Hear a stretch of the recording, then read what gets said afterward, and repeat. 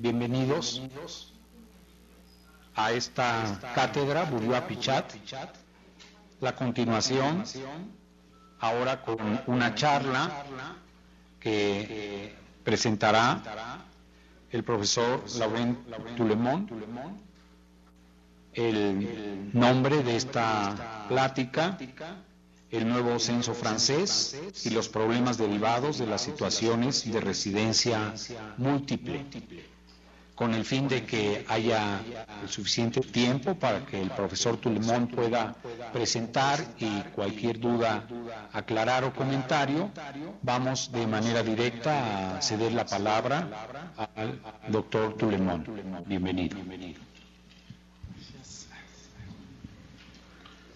Bonsoir, donc je prie de m'excuser une fois de plus, je vais parler en... Disculpas porque voy a hablar en francés.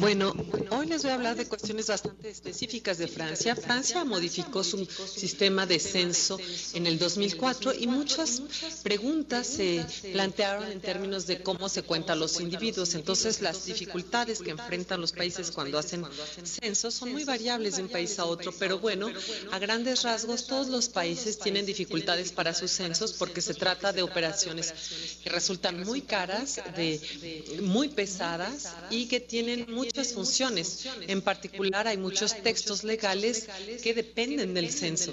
Así que a menudo se trata de una cuestión política importante. Así que veremos en la discusión de qué manera los problemas que enfrentamos en Francia fueron... o de qué manera la experiencia francesa se puede comparar con la experiencia en México o en otros países. Entonces, bueno, les voy a hablar un poco de la manera en que se hace el censo en Francia desde el 2004 y después voy a evocar también las situaciones de las personas que tienen más de una residencia habitual, es decir, que tienen más de un lugar donde pueden considerar que están en su casa. O, por ejemplo, pueden tener una cama en una casa y una cama en otra, pueden tener varias llaves. Hay varios lugares en donde están en su casa, pueden llegar sin avisar, tienen la llave. Y vamos a ver cómo estas personas pueden ser incluidas en los censos y qué dificultades precisas plantean para los censos. Si me queda tiempo, volveré después a las situaciones de multiresidencia para examinar de manera un poco más concreta a qué corresponden estas situaciones de multiresidencia. ¿Quiénes son esas personas que tienen varias casas? ¿Cuál es su situación familiar? ¿Cuál es su edad? Y nos vamos a preguntar también si esas situaciones son situaciones que duran o si son simplemente situaciones temporales entre dos viviendas. Y si estos son periodos donde la gente tiene varias viviendas. Bueno, un comentario sobre el censo en Francia desde el 2004. El principal cambio reside en el hecho de que el INSEE, el Instituto Nacional de la Estadística y de los Estudios Económicos, es decir, el equivalente de la INEGI en francés, decidió dejar de hacer un censo en el que se censa a todos y ahora cada año se interroga solo a una pequeña parte de la población. Vamos a ver por qué hizo esto el INSEE y cómo se implementó este cambio. En Francia tenemos censos que tienen lugar en fechas bastante irregulares. Se escalonan cada 6, 7, 8 y a veces hasta 9 años. El último censo en particular, el último censo exhaustivo, el de 99, tuvo lugar 9 años después del censo anterior que había tenido lugar en 1990. Ese censo normalmente debería haber sido hecho en el 87, pero por problemas de presupuesto, el gobierno ya no tenía dinero, entonces retrasó el censo 2 años. Entonces, claro, los datos del 2000, en el año 2000 todavía no teníamos los datos del 99 y entonces todas las políticas públicas se estaban haciendo con respecto al censo de 1990, o sea que los datos ya tenían 10 años de antigüedad, lo cual generaba mucha insatisfacción por parte de los usuarios de los datos que decían que estos datos eran muy poco útiles. Entonces, bueno, un censo general es algo complicado, paraliza completamente el Instituto de Estadísticas durante la colecta de datos y además complica las operaciones porque cada vez el instituto tiene que reclutar a mucha gente, contratar a mucha gente, capacitarla y esto plantea problemas de calidad bastante considerables. Debido a todo esto, los datos son bastante antiguos para los usuarios. Reemplazamos entonces los censos exhaustivos por datos basados en encuestas anuales y esto tiene muchas ventajas. En primer lugar, en términos de costos y de organización financiera, porque el censo se distribuye a lo largo de todos los años y hay una cierta homogeneidad en los gastos. Por otra parte, podemos tener personal mejor capacitado, que ya está especializado y los procedimientos además se pueden ir mejorando año tras año. El instituto puede aprender de las experiencias anteriores y un año tras otro se puede ir mejorando la calidad de la operación. Bueno, el instituto procedió de la manera siguiente. Decidió, en primer lugar, ya no hacer un censo exhaustivo, es decir, que renunció a contar el conjunto total de la población. Ese, por supuesto, fue un cambio enorme y la idea era que con un sondeo se podían tener datos suficientemente precisos para que no fuera necesario censar a todo mundo de manera exhaustiva. Esto se puede también decir de otra manera. En los censos exhaustivos es tan difícil censar a todos que de todas maneras se cometen errores. Y en cambio, interrogando solo una parte de la población, pero haciéndolo con mucho cuidado, vamos a tener una información mucho más precisa que si hubiéramos interrogado a todos. Entonces, incluso en términos de calidad, el hecho de renunciar a interrogar a todo mundo no quiere decir que estemos renunciando a una buena calidad del censo. El segundo paso que dio la INSEE es que como interrogamos a una pequeña parte de la población cada año, la idea es agrupar varias encuestas de varios años y en Francia se decidió agrupar 5 años de censo para tener una estimación de la población para el año de en medio, o sea, el año 3.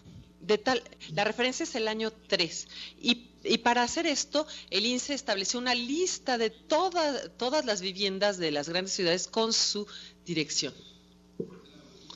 Entonces, bueno, el instituto procedió de manera distinta en los pequeños y grandes municipios o communes, que en Francia es la división administrativa más pequeña. Hay 36.000 comunas en Francia. Y en las más chiquitas, de menos de 10.000 habitantes, pensamos que ahí sí se necesitaba un censo exhaustivo, porque si hay una pequeña comuna de 2.000 habitantes, ahí no se puede hacer nada más un sondeo, ahí hay que interrogar a todos. En cada pequeña comuna o municipio la idea es, bueno, en las comunas normales, más bien, se interroga a una persona de cada 5%. Una persona de cada 5, es decir, el 20%. Bueno, el instituto estableció muestras, una muestra para cada año, 5 muestras sucesivas, y entonces hay 20 regiones en Francia y entonces la muestra está lo más equilibrada posible para evitar las variaciones de un año al otro. Aquí tienen un mapa de la isla de Francia, es la región que rodea a París. En el centro tienen a París y en torno a París tienen toda una serie de municipios o comunas que están en gris porque tienen más de 10.000 habitantes y los otros puntos en color tienen menos de 10.000 habitantes. Y entonces aquí ven que tenemos 5 colores que corresponden a colores de rotación. Un año se interroga a todas las comunas azules, otro año a todas las rojas, y así al cabo de 5 años el censo ya pasó a todas las pequeñas comunas o a todos los municipios.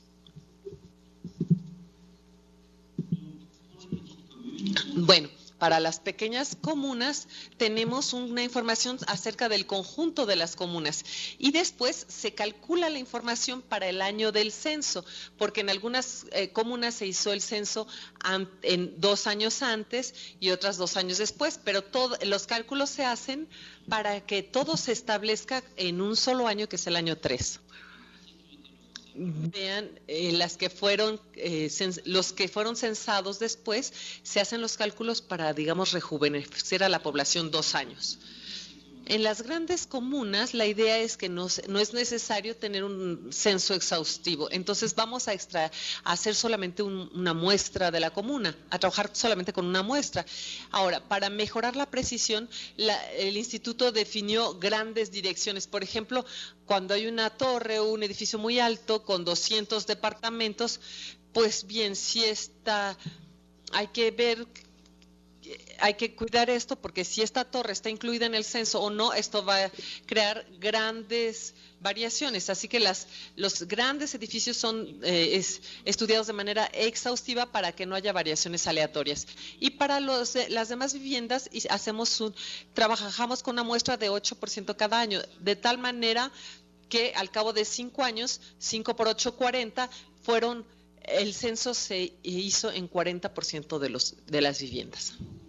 Entonces, al cabo de 5 años, el censo pasó ya por todas las pequeñas comunas y pasó por el 40% de las viviendas de las grandes comunas. En total, esto nos da más o menos un 70% de la población que fue interrogada y que va a servir para hacer las estimaciones del censo. Aquí tienen un ejemplo, una vez más, de cómo se hace la rotación.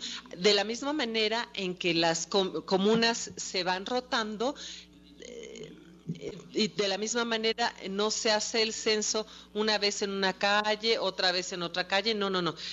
Cada año se toman distintas viviendas distribuidas en toda la ciudad, de tal manera que las 5 muestras se parezcan lo más posible.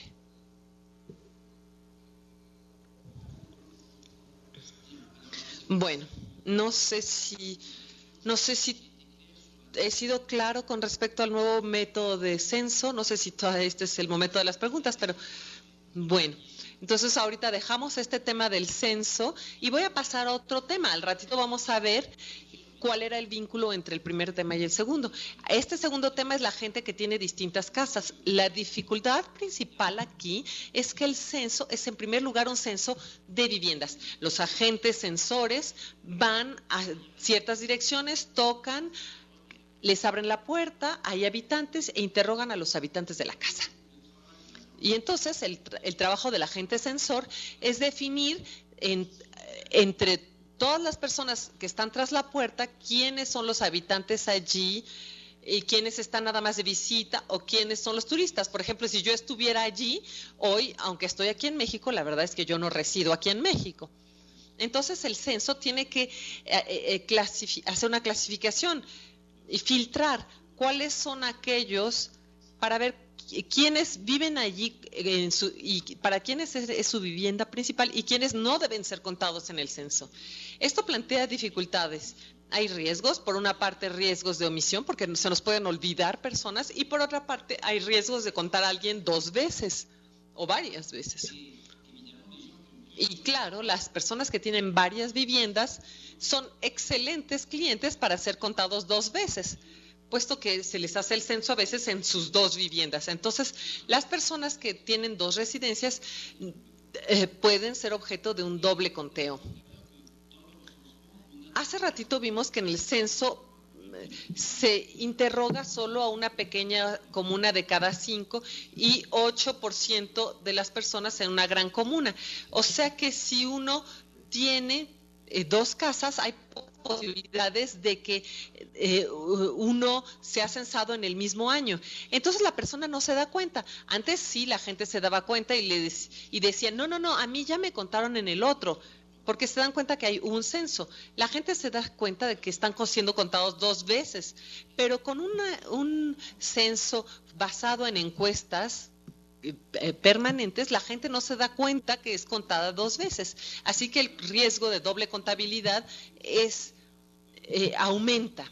En cambio, el riesgo de omisiones disminuye porque los sensores ya están bien entrenados y van a buscar bien a la gente. El riesgo entonces va a ser que vamos a tener demasiada gente en el censo. Ahora, para trabajar con estas cuestiones de multiresidencia, me aproveché de que el Instituto de Estadísticas analiza no solamente el censo, sino todo tipo de encuestas en la población general. El instituto cambió el inicio de las encuestas. Es decir, ahora todas las encuestas comienzan de la misma manera. Cuando una vivienda es seleccionada para que participe en una encuesta, se empieza por hacer la lista de los habitantes de esa vivienda. Y hemos cambiado la manera de hacer esta lista en varios sentidos. En primer lugar, se introdujeron nociones que son más bien utilizadas en la economía, como la de grupo doméstico, con la idea de que el grupo doméstico no es forzosamente aquellos que viven en el mismo lugar, sino más bien aquellos que comparten el presupuesto, comparten los gastos y los ingresos, de tal manera que en una sola vivienda puede haber varios grupos domésticos. Si tienen distintos grupos de personas que tienen presupuestos separados, vamos a tener dos grupos domésticos en una sola vivienda. Y otra novedad es que hemos previsto preguntas, vamos a ver esto, para saber exactamente si los habitantes de la vivienda viven también en otro lado.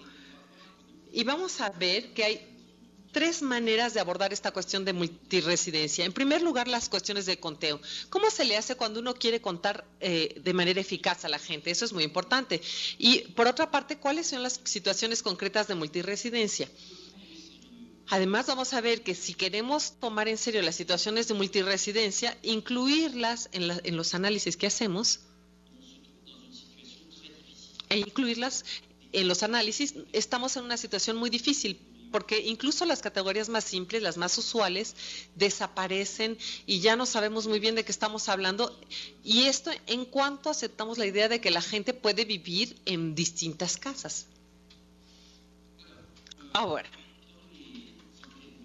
en las nuevas encuestas del INSE, hacemos una primera pregunta. En primer lugar, vamos a hacer la lista de la gente que vive habitualmente aquí.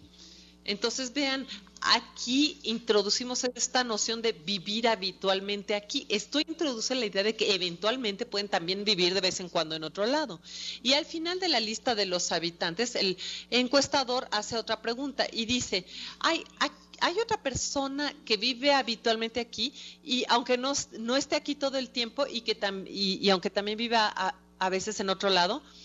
¿Se dan cuenta? O sea que vamos a incluir en la lista a todos, incluso a los que viven en otro lado de vez en cuando. Todos se van a incluir en la lista. Y luego hay preguntas que van a permitirnos conocer de manera muy precisa los vínculos familiares entre todas las personas que viven ahí. Eso no lo voy a abordar mucho hoy. Y sobre todo tenemos informaciones para cada persona acerca de las otras viviendas en las que a veces reside. La pregunta es, ¿la persona reside también en otro lado de vez en cuando? Y para aquellos que residen en otro lado, hay preguntas para definir esa otra vivienda.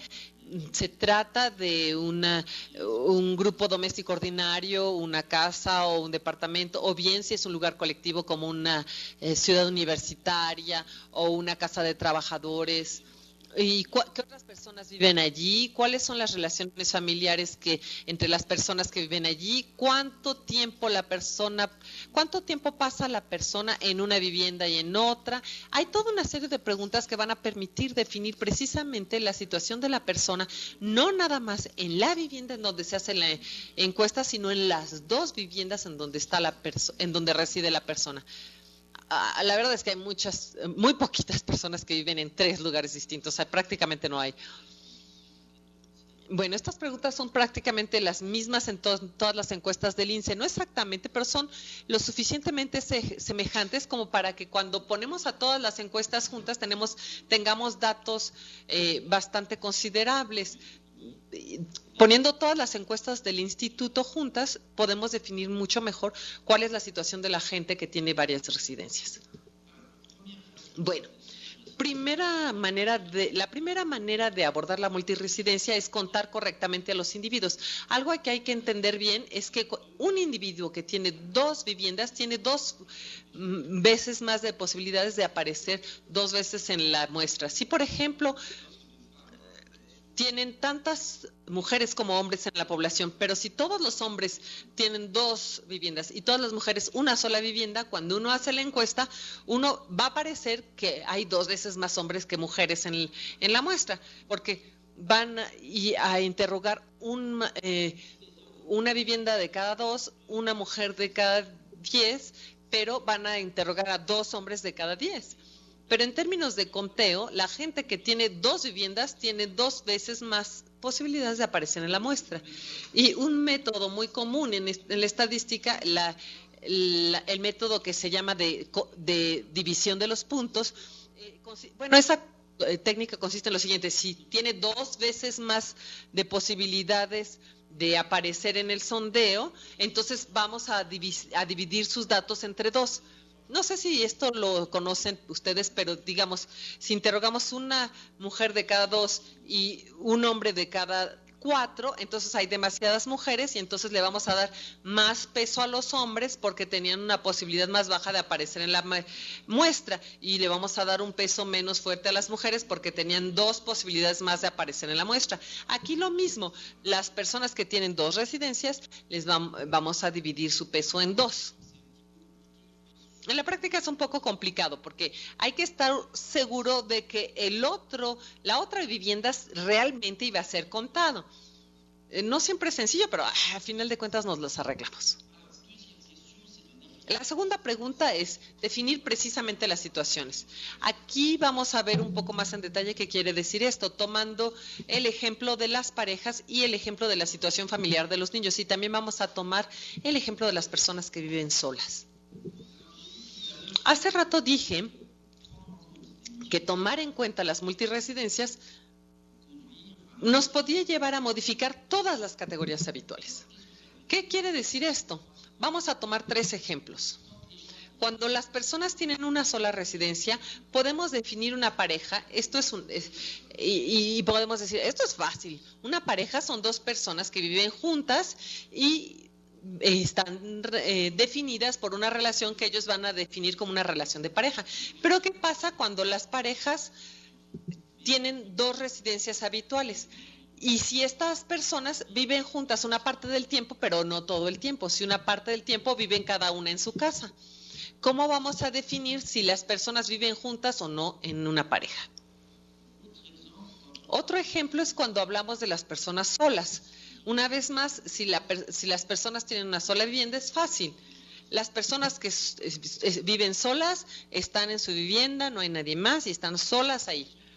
Pero a veces las personas pueden estar en varias casas y resulta que hay alguien que a veces está solo en su casa y a veces hay alguien que viene a vivir con él. Entonces están los solos y están los que están solos de vez en cuando, pero a veces viven en pareja. Y hay personas que tienen varias casas que pueden estar viviendo solos en una vivienda, pero acompañados en la otra. Entonces, ¿cómo vamos a definir a las personas solas? Esto se vuelve más complicado. Y cuando nos interesamos en la vivienda, nos enfrentamos al mismo problema. ¿Qué es un grupo doméstico de una sola persona? Si tenemos viviendas que a veces están vacías porque esa persona sola se fue y de vez en cuando viene una persona, pero a veces esa persona está acompañada y vienen 2 personas o 3 personas. Entonces, ¿ese grupo doméstico es de una persona, de 2 personas o de 3 personas? Entonces, la definición de grupo doméstico es más o menos fácil, pero se vuelve muy complicada si tomamos en cuenta las multiresidencias.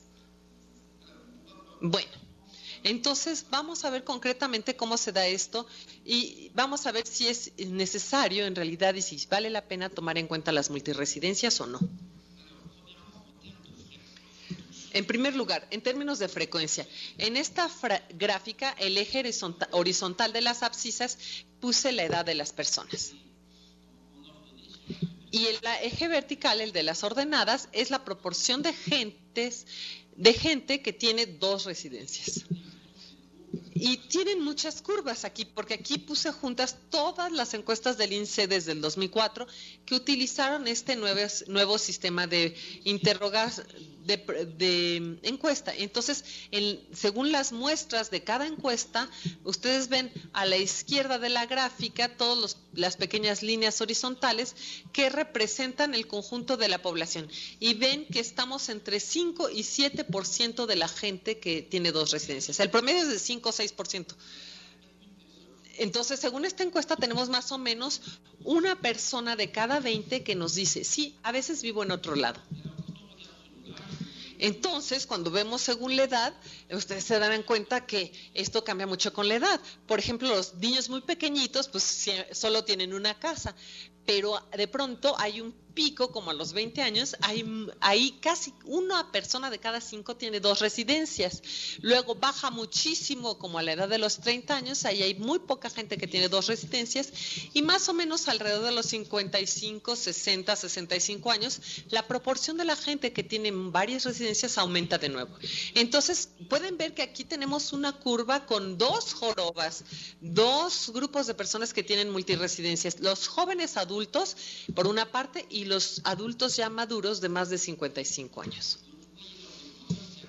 Y como ven, el total, el promedio, es como 5% de los que responden las encuestas que dicen que tienen 2 residencias. Son las personas que responden, Entonces, ustedes pueden ver que estas personas que tienen 2 residencias tienen 2 posibilidades más de aparecer en el censo. Entonces, aquí tienen una gráfica con 3 curvas, los hombres, las mujeres y el conjunto. Las mujeres es la línea en azul, los hombres es la línea punteada y el conjunto es la línea negra. Y entonces, bueno, una vez más tienen sobre el eje horizontal las edades y en el eje vertical la proporción de la gente que tiene 2 casas. Una vez que ya corregimos los datos, porque las personas que tienen 2 residencias pueden aparecer 2 veces en la muestra, vemos que en realidad son más bien el 3% de las personas las que tienen 2 residencias. Entonces, 3.3 digamos. Entonces, más o menos,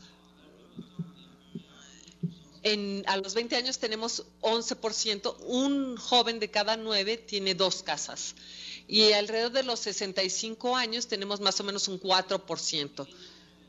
O sea que, bueno, para los niños sube esto cuando sus padres se separan. Los jóvenes adultos tienen 2 casas porque a veces ellos ya dejaron como adultos el domicilio de sus papás, pero en realidad regresan a casa de sus papás.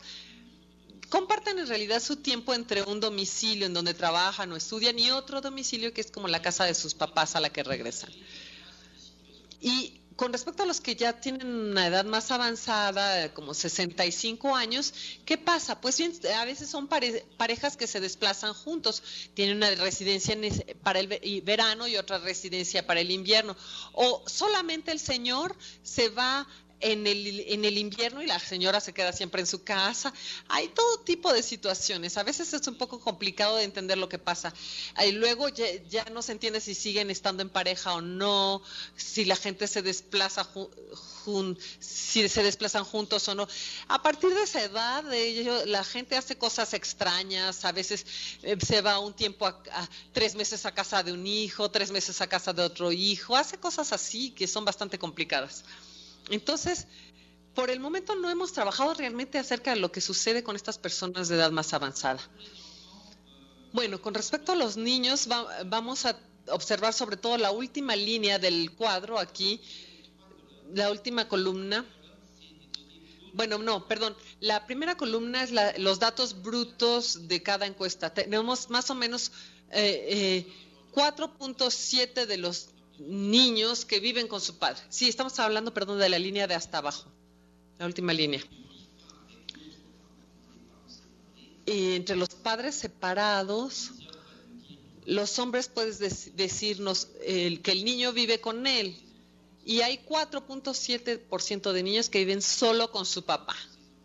Ahora, resulta que estos niños sí viven con su padre, pero una parte del tiempo viven con su madre. en Francia los juicios de divorcio incitan cada vez más a los padres a que hagan posible la residencia compartida de los niños. Por ejemplo, viven en casa de uno y de otro de manera alterna. Eso no siempre es simple, porque cuando los padres se separan es porque ya no se entienden y se tienen que entender por los niños. Y si el niño va a la escuela, se necesita que los dos vivan cerca de la escuela para que el niño pueda ir siempre a la misma escuela, pero viva a veces con su papá y a veces con su mamá. En la práctica esto no siempre es sencillo, pero en este momento hay una especie de moda en Francia. A los jueces les gusta mucho la residencia compartida para los niños. Les parece que es importante que los niños continúen teniendo vínculos fuertes con su padre y con su madre.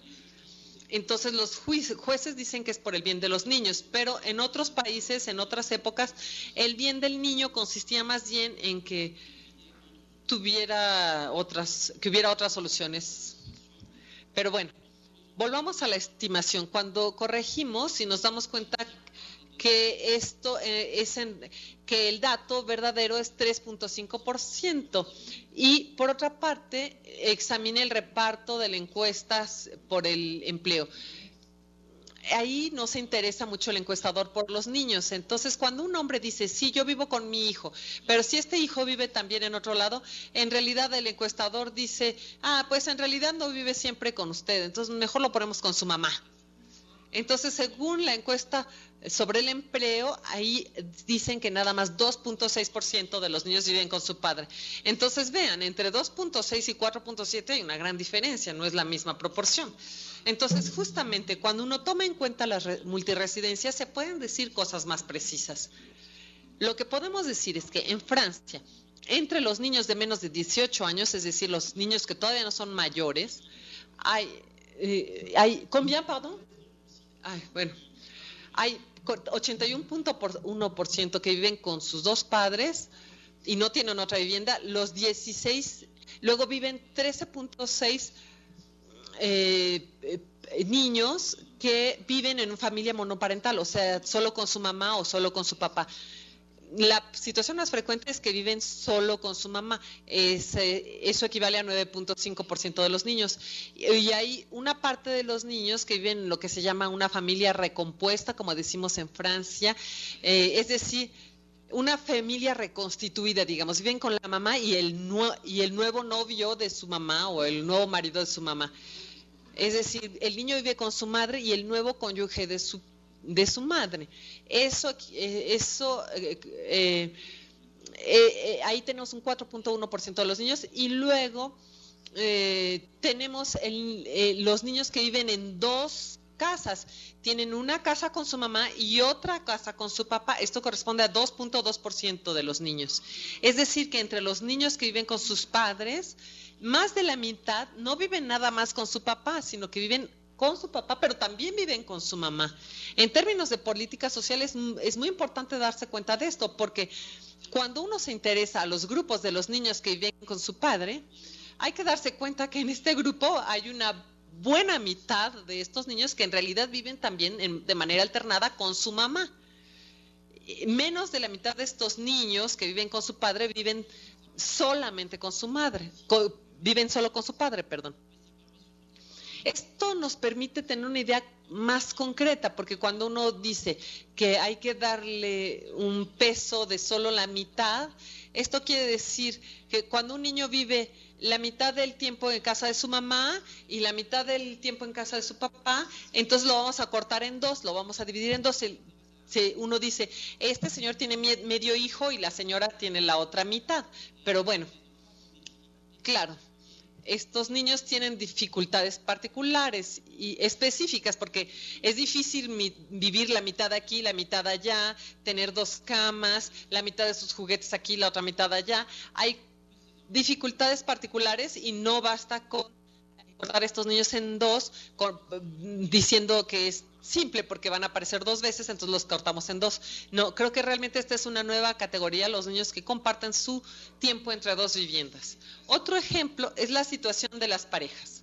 Veamos ahora qué pasa con las parejas. Antes las cosas eran muy sencillas, la gente estaba casada, una pareja era era un par de personas que vivían casadas, pero ahora muchas personas viven en pareja sin estar casadas. Y cada vez más el Instituto de Estadística se interesa en conocer la situación conyugal de las personas, no solamente la situación matrimonial legal, sino la situación real, con quién viven estas personas. Y aquí les puse los resultados de cuatro fuentes de datos. Hasta arriba tienen el censo. Luego la segunda línea es la encuesta sobre las condiciones de vida. La tercera es la encuesta sobre las familias. Y la cuarta es una encuesta sobre los comportamientos sexuales. Esta encuesta tiene lugar por teléfono, mientras que las otras... Esta última, es hecha por teléfono, mientras que las otras son hechas frente a frente. Entonces, abajo tenemos la edad, en negro tenemos las parejas que viven siempre juntas en una sola vivienda, en gris oscuro. Bueno, vamos a hacer un zoom sobre esta parte central, vamos a ver esto más en detalle. Aquí tenemos las cuatro fuentes, una vez más. Entonces, en gris oscuro, en la segunda encuesta, tenemos aquí personas que son parcialmente cohabitantes, es decir, que a veces viven juntos y a veces viven separados. En gris claro, tienen aquí parejas que no viven juntas. Entonces, aquí son personas que en el censo aparecen como gente que vive en dos lugares separados. Pero curiosamente, en las encuestas ellos dicen que viven en pareja. Viven en pareja, pero cada quien en su casa. Y luego tenemos en gris otra zona, los living apart together, como se dice en inglés. Son personas que no son realmente una pareja, pero en realidad tienen una relación amorosa estable y exclusiva. No sé si este término existe aquí en México. Digamos que tienen un asuntito juntos desde hace mucho tiempo. Son medio novios, digamos. Digamos que ya no están en el mercado. Ya están con alguien y a lo mejor tendrían ganas de vivir. Veo que esta situación es algo que les provoca sentimientos. Bueno, digamos que en este censo parecen faltar parejas. Hay demasiadas pocas personas en pareja según el censo. El censo entonces corta las parejas, porque si cada quien vive en su casa, entonces cada quien va a ser censado en su pareja. Incluso si en realidad la gente pasa la mitad del tiempo en su casa y la mitad con el otro, pero en el momento del censo cada quien es censado en su casa, entonces esa pareja no aparece. E incluso cuando aparecen incluso si hay preguntas que dicen, ¿usted vive en pareja o tiene pareja? No basta para corregir esto. Aquí tenemos una frontera un poco vaga porque hay parejas semicohabitantes o parejas no cohabitantes que corresponden a menudo a situaciones en las que las personas están separadas por razones profesionales. Están juntos, se consideran que están juntos, pero uno de ellos vive lejos y entonces uno de ellos tiene una casa por allá, pero tienen la intención de vivir juntos en el futuro. Y en la encuesta sobre las familias, la tercera línea, no se hicieron preguntas acerca de los corresidentes. Entonces vean, ahí hay una frontera en medio entre las parejas y las relaciones amorosas estables. La frontera queda más o menos como a la mitad. Y en la encuesta CSF, una encuesta sobre los comportamientos sexuales, ahí la noción de relación amorosa es como más vasta. Vean que la gente dice aquí más fácilmente que tiene una relación amorosa si les preguntan acerca de sus relaciones sexuales. Entonces, la diferencia entre los que viven en pareja y los que no viven en pareja, hay algo complicado. Hay un problema con la cuestión de la multiresidencia, pero no nada más hay un problema con eso. Por ejemplo, también es difícil saber, y eso es algo que no hicimos en la encuesta porque es algo un poco complicado, pero tal vez hay situaciones en las que tenemos dos personas, uno dice que está en pareja y el otro dice, no tengo pareja.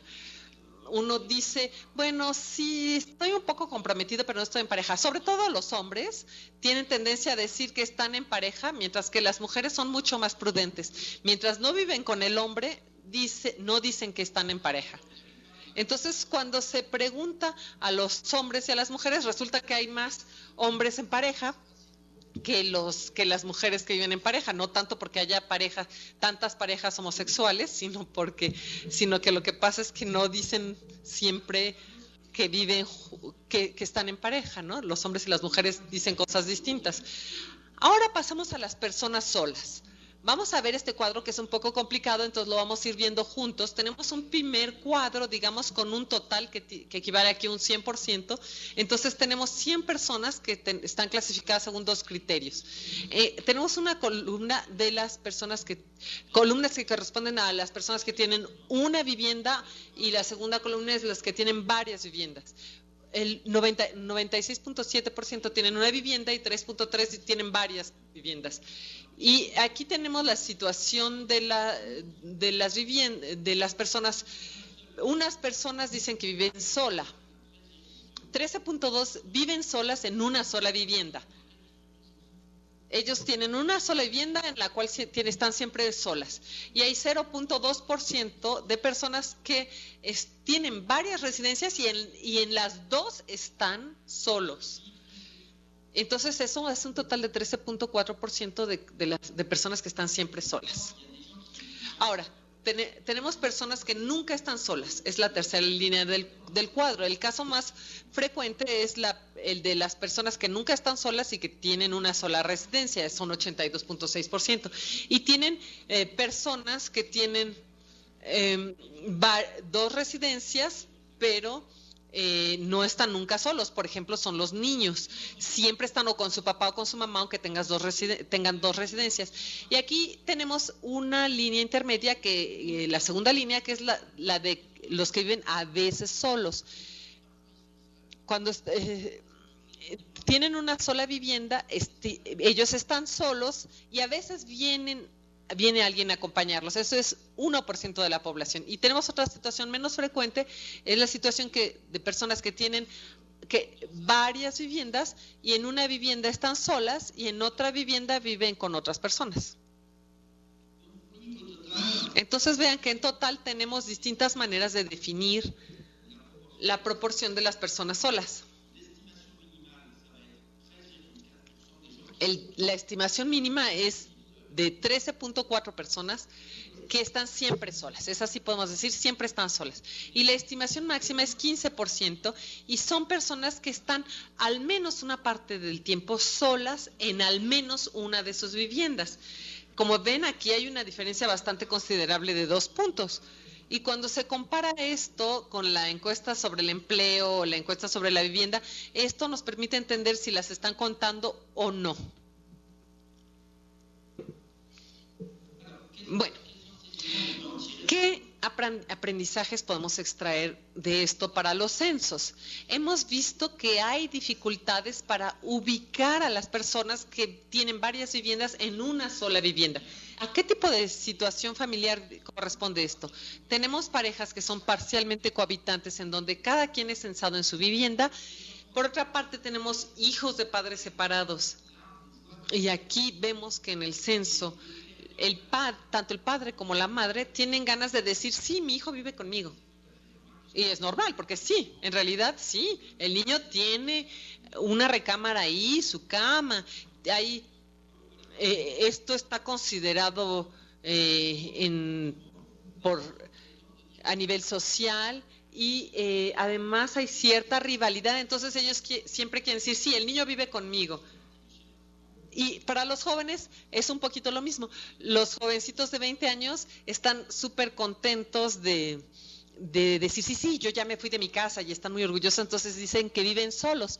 Pero los padres dicen, mi hijo regresa cada fin de semana, trae su ropa a lavar, se lleva cosas del refrigerador, viene a pedirnos dinero, y dicen, sí, nuestros hijos viven con nosotros. A veces viven en otro lado, pero en el censo los cuentan en su casa.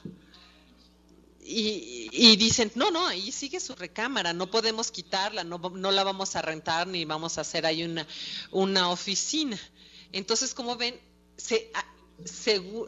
de una manera subjetiva cambian las personas los censos.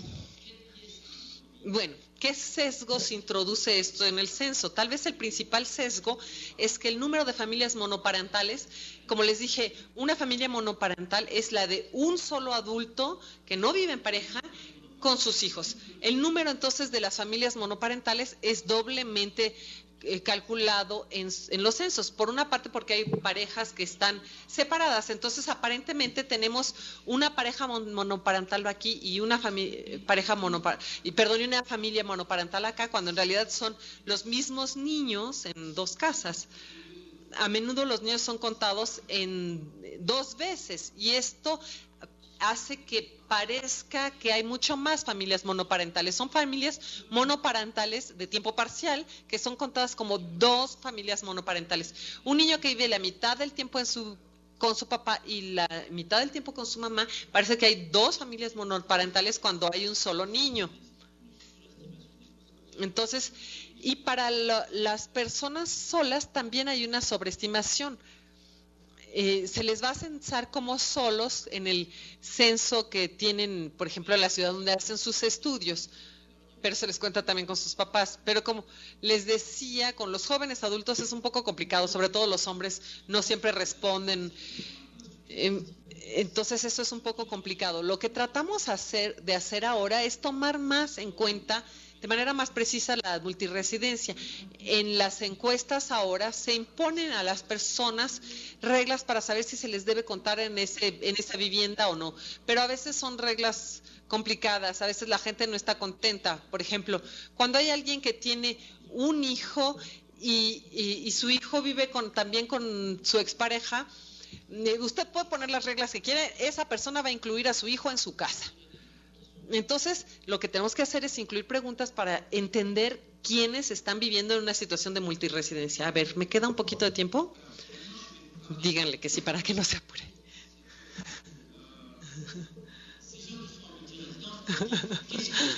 Bueno, estas personas que viven en multiresidencia, ¿quiénes son? ¿Quiénes son? Bueno. Desgraciadamente aquí me voy a tener que poner un poco técnico. Bueno, vamos a tener 2 cosas. Vamos a ver en primer lugar si nos equivocamos en el momento en que tratamos de ponderarlos. Esa es la primera cuestión.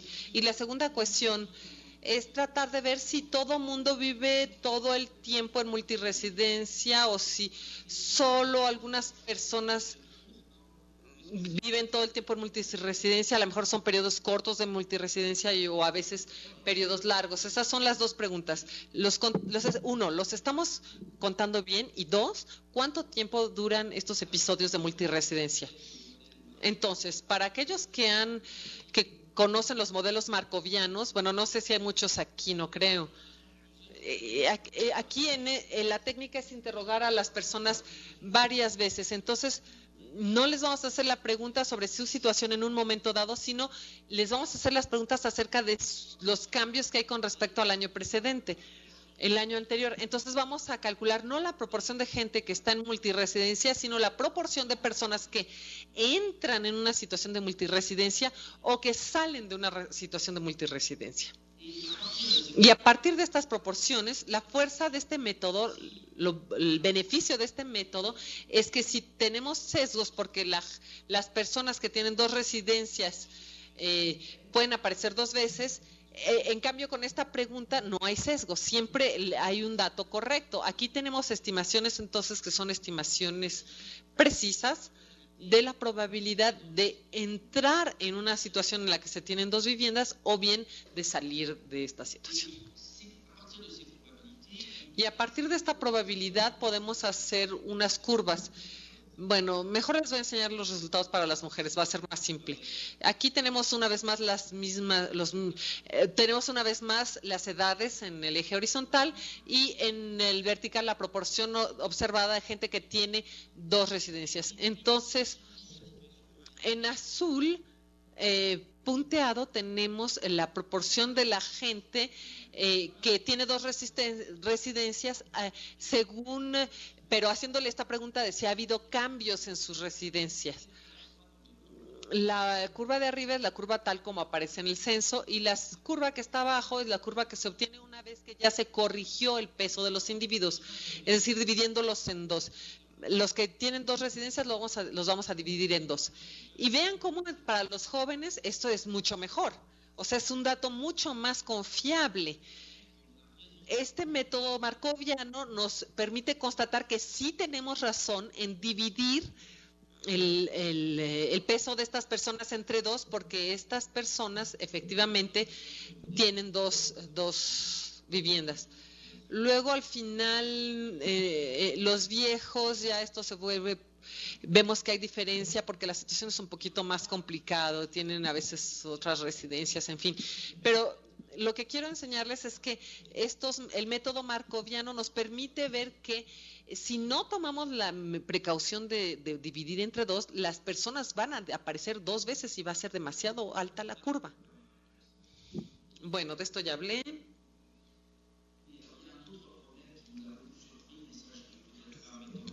Hay otro problema que también nos sorprendió un poco y se los voy a mencionar rápidamente.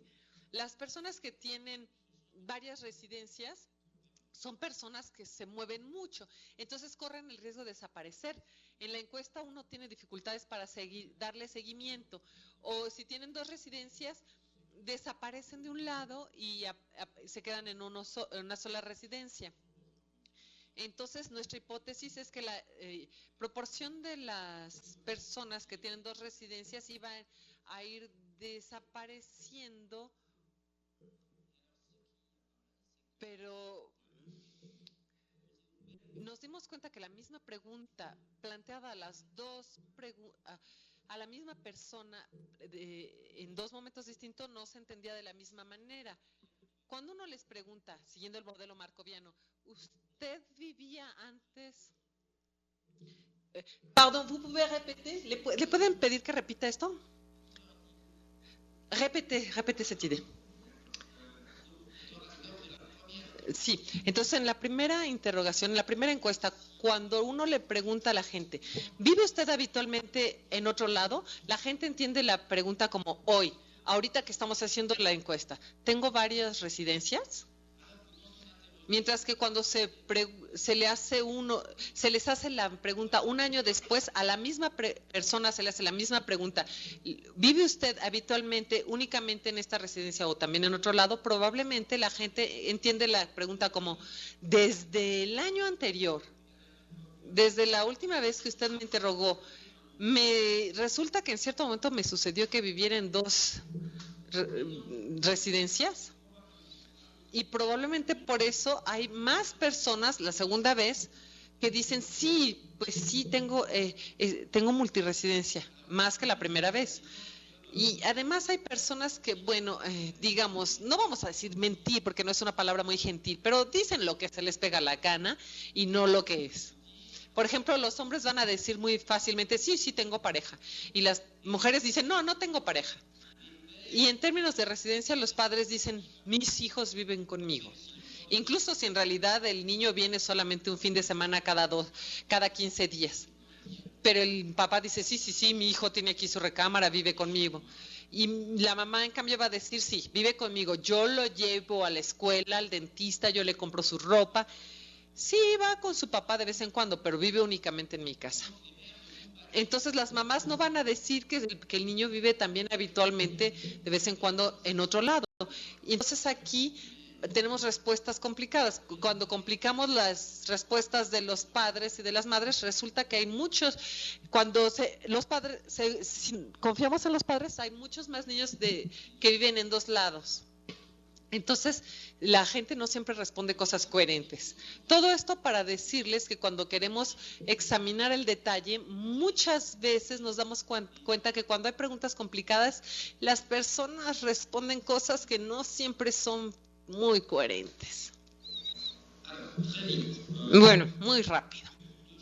2 cosas. Lo primero, todos los años, cada año, hay prácticamente entre 1 y 2% de personas que ingresan a una situación de multiresidencia, que empiezan a tener una multiresidencia. Entonces, si fuéramos todos iguales, 2/3 de las personas habrían vivido en multiresidencia antes de los 30 años, y poco a poco aumentaría esto hasta que todo mundo habría terminado por vivir en multiresidencia. No sé si hay geógrafos aquí, pero los modelos migrantes sedentarios equivalen a decir, todo mundo no es igual.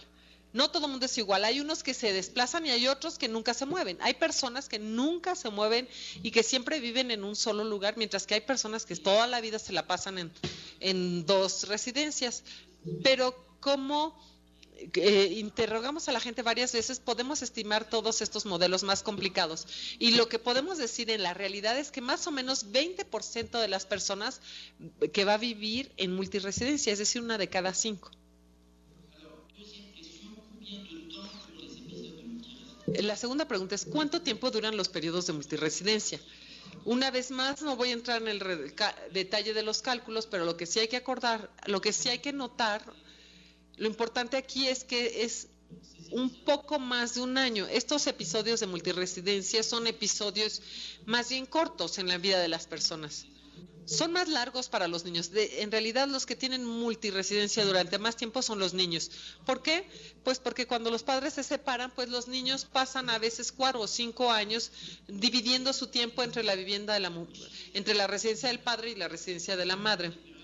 En cambio, en los adultos, la multiresidencia es más bien como un periodo de transición, como si tomaran como todo 1 año para mudarse, se van mudando poco a poco, o bien tienen que ver con situaciones profesionales.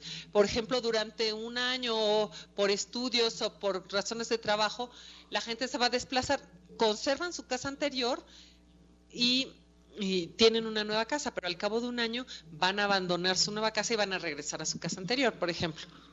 Bueno, llegamos ya a la conclusión. Espero en primer lugar haberlos convencido de que el método de censo del INSEE es eficaz.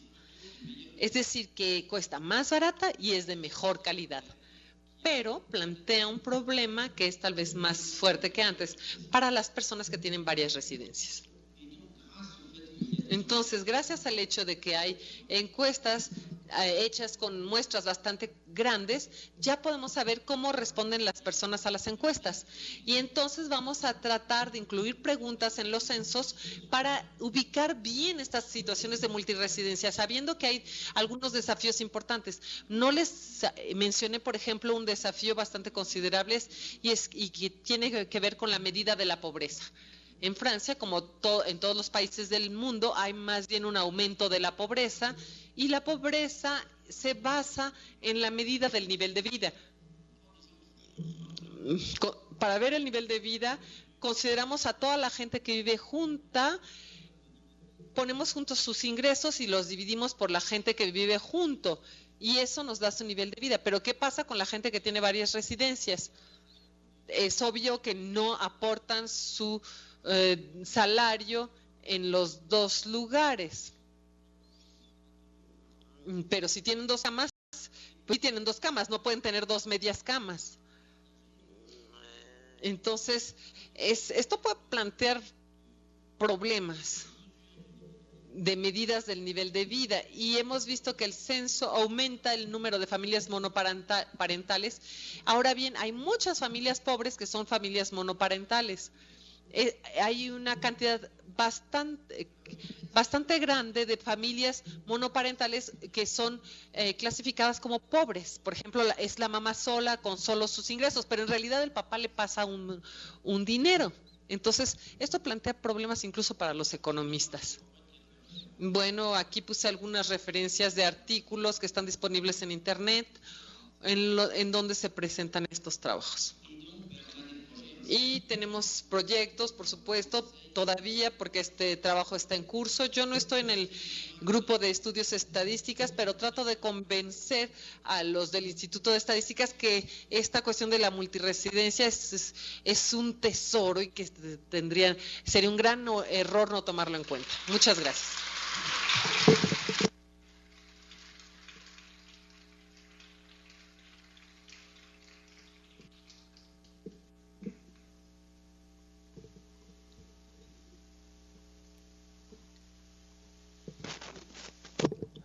Merci au professeur Toulemont.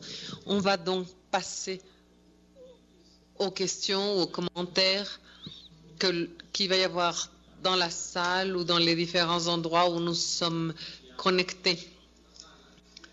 On peut déjà commencer par la salle. S'il y a quelqu'un qui souhaite poser des questions, je vais vous demander, s'il vous plaît, de le faire savoir, de le faire maintenant. Ma question est la suivante. Lorsqu'on choisit un échantillon de la population, selon le type d'échantillonnage, il me semble que dans ce cas, c'est la stratification. Est-ce que l'on rencontre le thème de l'homogénéité des domaines géostatistiques basiques et donc il peut y avoir une redondance de l'information? Comment est-ce qu'on attaque ce problème? Si vous êtes bien d'accord, on peut prendre plusieurs questions à la suite pour que le professeur... ¿Alguien más desea preguntar?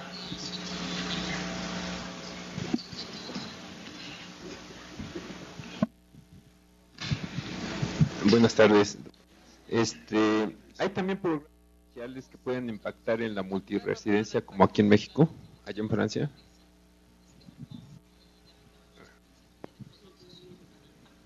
¿Alguien más?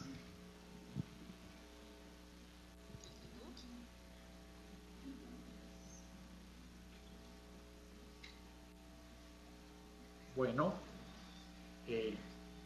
tenemos aquí, levante su mano, sí, por favor.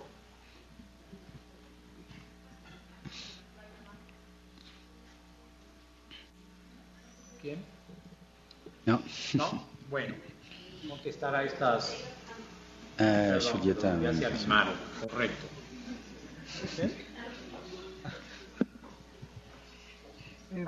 Muchas gracias por tu conferencia, ha sido muy ilustrativa.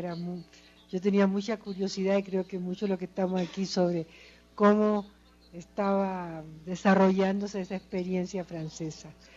La pregunta es si hay otras experiencias en otros países que tú nos puedas decir si tienen las mismas características, grosso modo, y si han sido exitosas, así como tú nos presentas que es la francesa. Gracias, Julieta. ¿Alguien más? Bueno, tiene la palabra el profesor Toulemont. La palabra al profesor Toulemont. Gracias. Bueno, la primera pregunta con respecto a las zonas y las muestras, les puedo decir que la mayoría de las encuestas se hacen a partir de las residencias. Se llama teléfonos fijos o se va directamente a la residencia en la dirección. Ahora se empiezan a hacer encuestas a través del teléfono celular y ahí a grandes rasgos, bueno, hay en general las personas tienen un solo celular. Hay algunos que tienen varios celulares, pero en general detrás de un celular hay una sola persona.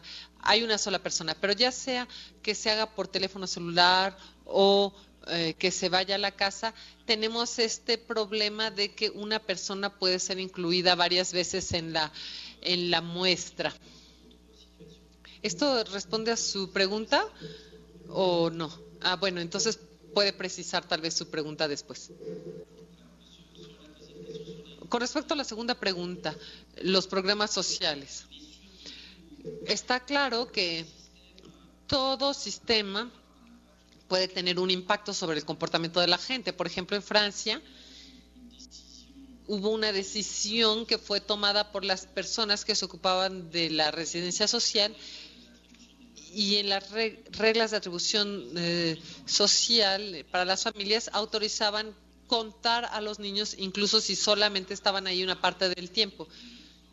Y esto permitió terminar unas luchas infinitas, porque antes los padres y las madres se peleaban horrible entre sí porque querían que les atribuyeran una vivienda más grande.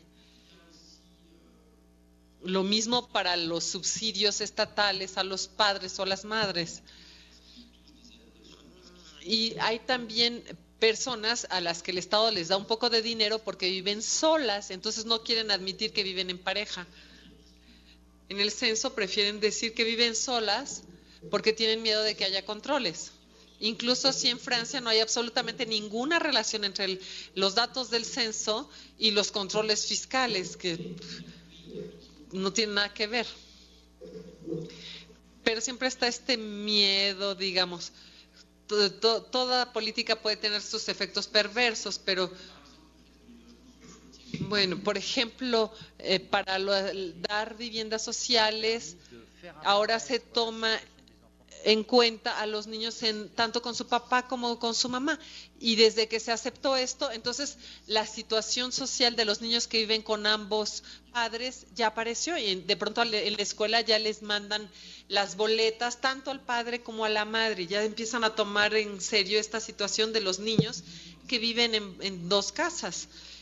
Y también en los ordenamientos urbanos cada vez más, sobre todo para los adultos que están ahí una parte del tiempo, por ejemplo, cuando regresan a la casa de sus padres el fin de semana, se les toma en cuenta para los servicios porque, bueno, se les toma en cuenta. Con respecto al censo hay algo que no evoqué.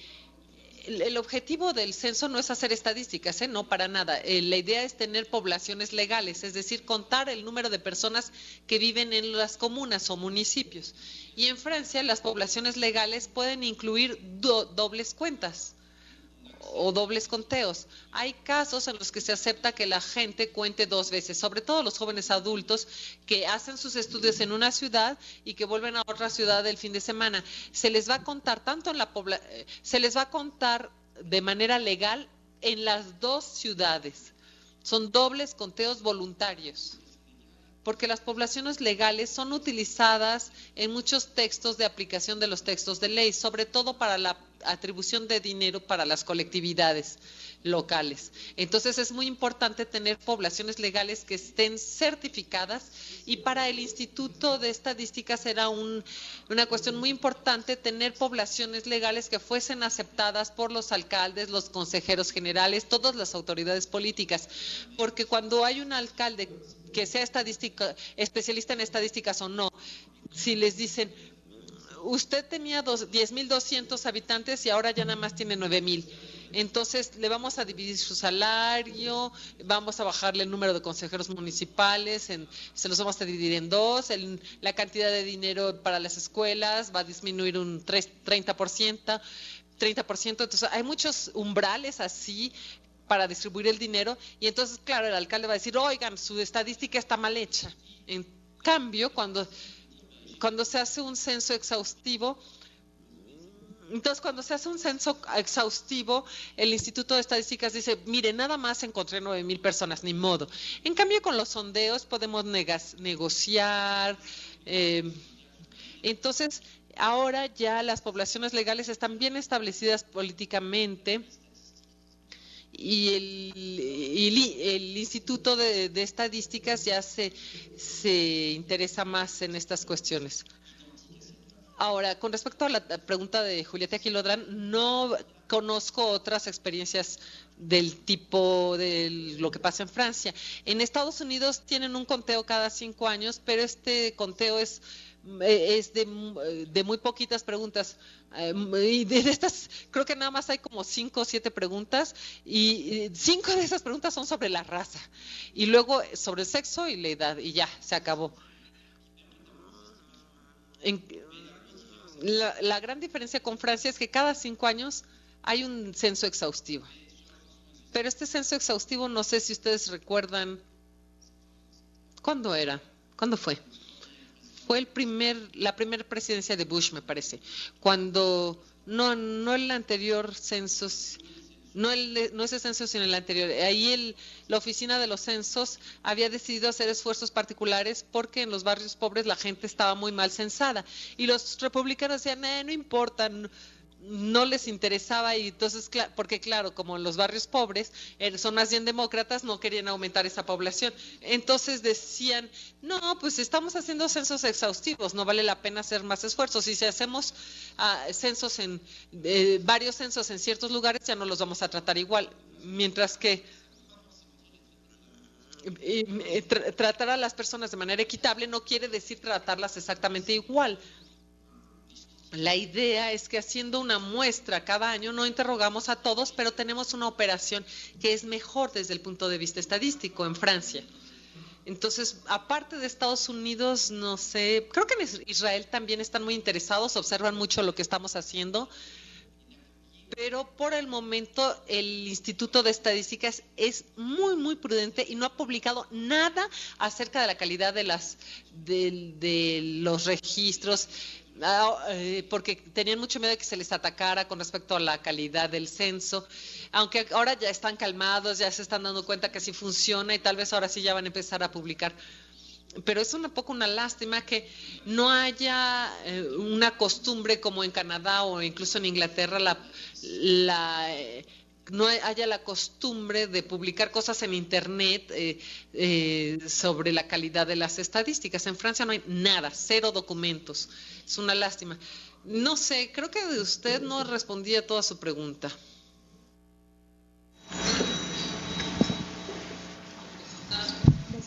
Bueno, la pregunta más bien era cómo es la elección de la muestra. Bueno, hay un método que se llama estratificación. Me parece que la estratificación en este caso sería el tamaño de la localidad, pero como decíamos, por ejemplo, el tamaño de los edificios. Bueno, las personas en los edificios son más o menos homogéneas en un sentido económico, y entonces si se encuesta a varias personas de ese edificio, ¿qué tanto puede redundar la información debido a la homogeneidad de esas personas? Pues. D'accord, ça y est, j'ai cette... Ahora sí ya entendí. Bueno, 2 cosas. En primer lugar, hay una estratificación en todas las operaciones del INSEE por región, y para el censo yo le dije que había 5 muestras que se agrupaban, y estas 5 muestras son muestras que llamamos equilibradas. Son muestras equilibradas. ¿Qué quiere decir esto? Que tenemos criterios, el tamaño de la residencia, la edad de la persona de referencia, la situación matrimonial de la persona de referencia. Hay un poco como una estratificación, es decir, que tratamos de que las 5 muestras se parezcan lo más posible. Ahora, el INSEE ya renunció a los grandes, a decir, por ejemplo, el primer piso de este edificio lo vamos a contar un año, el segundo piso el segundo año, y así. Eso se volvía demasiado complicado, había muchos errores, no era posible. Entonces, el instituto dijo no. Una sola dirección es un solo año. Y ahí no se pueden hacer muestras porque es demasiado inestable, se hace un censo exhaustivo. Entonces sí hay estratificaciones, y luego hay post-estratificaciones para la ponderación de los individuos. Se pondera, se corrige los pesos. Entonces primero tenemos una estratificación de la muestra, pero siempre es una muestra de residencias. Es decir, que cuando uno entra a una residencia, se interroga a todas las personas o bien se sortea a una sola persona. Entonces, pero en general no se estratifica los individuos, sino que se estratifica las viviendas, a partir de las características de la vivienda.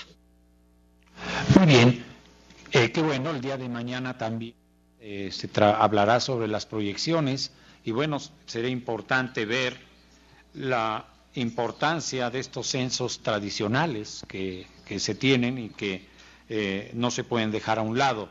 Pero vamos a continuar con las preguntas que pudieran tener. Colef, veo que desean intervenir. Adelante, por favor.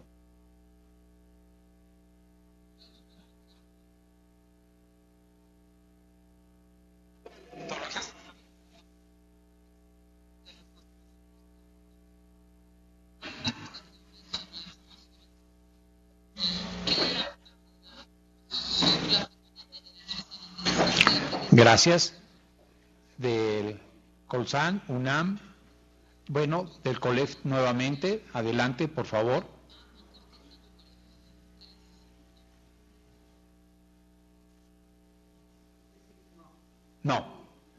Bueno, del Colsan veo que alguien desea. Adelante, por favor.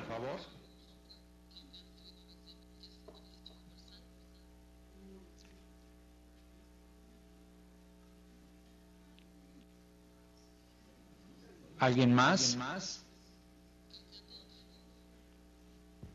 Bueno, adelante, Colsan.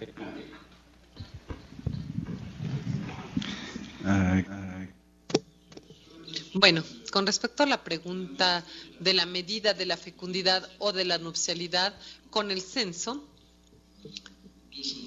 les puedo decir dos cosas. En primer lugar, la mayoría de las estadísticas se realizan confrontando los datos del estado civil, los nacimientos y los matrimonios, por ejemplo, con los datos del censo. Se compara el estado civil y el censo. Digamos que estimábamos que en Francia había 3% de omisiones y tal vez 1% de dobles conteos. Entonces había un ligero sesgo en la población. El censo subestimaba un poco la población, mientras que el estado civil en Francia es prácticamente exhaustivo. Prácticamente no hay nadie que no esté en el registro civil y se cuentan todos los nacimientos y todos los matrimonios.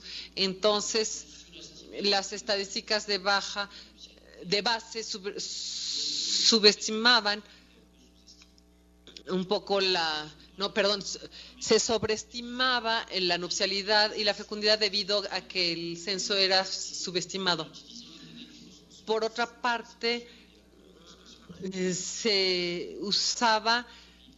también se comparaba esto con el número de niños. En el censo francés, desgraciadamente, no preguntamos acerca de todos los hijos que la gente ha tenido a lo largo de su vida. Y digamos que no hemos modificado los datos cuando hay un nuevo censo, porque los datos son suficientemente coherentes, mientras uno se interesa únicamente en las mujeres. En cuanto uno se interesa en los hombres, resulta que hay muchos niños que faltan.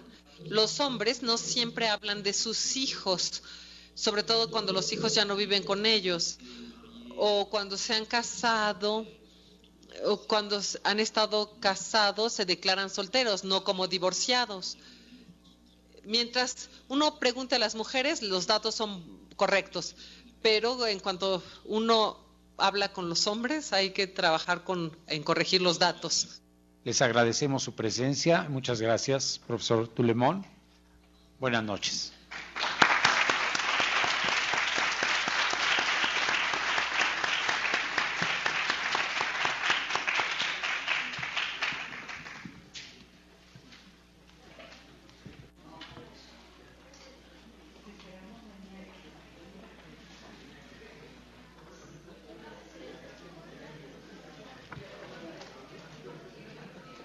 Very good. Very good.